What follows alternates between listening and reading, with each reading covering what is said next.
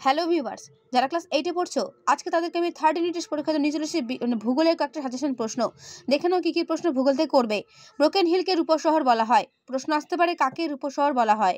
ওশিনিয়া মহাদেশের পাতা নম্বর 112-তে এই যে জায়গাটা হাইলাইট করে দেখতে পাচ্ছ এটা ভালো করে দেখে যাবে। ঠিক আছে, তোমাদের টেক্সট বুক খুলে জায়গাটা দেখে নাও, এটা ভালো করে দেখে যাবে হাইলাইট করা জায়গাগুলো। ওকে, আর্টেজিও কূপ কি? পৃথিবীর বৃহত্তম প্রবাল প্রাচীরের নাম কি? Great barrier reef. এগুলো কিন্তু আসবে তোমাদের ফাইনালে, কিন্তু এশিয়া মহাদেশ রয়েছে, তাই এশিয়া মহাদেশের এই জায়গাগুলো ভালো করে দেখে যাবে। ফাইনালে কি দক্ষিণ আমেরিকা থেকেও প্রশ্ন দেবে। দক্ষিণ আমেরিকার যে জায়গাগুলো হাইলাইট করে দেখতে পাচ্ছ এইগুলো কিন্তু পড়ে যাবে।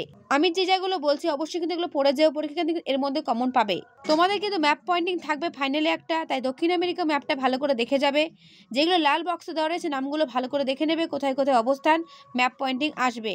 ঠিক আছে, ম্যাপ পয়েন্টিং তোমাদের কিন্তু আসবে। দক্ষিণ আমেরিকা মহাদেশে একটা ম্যাপ তোমরা কিনে নেবে, সেগুলো কিনে এই যে ইম্পর্টেন্ট যেগুলো সেগুলো প্র্যাকটিস করবে।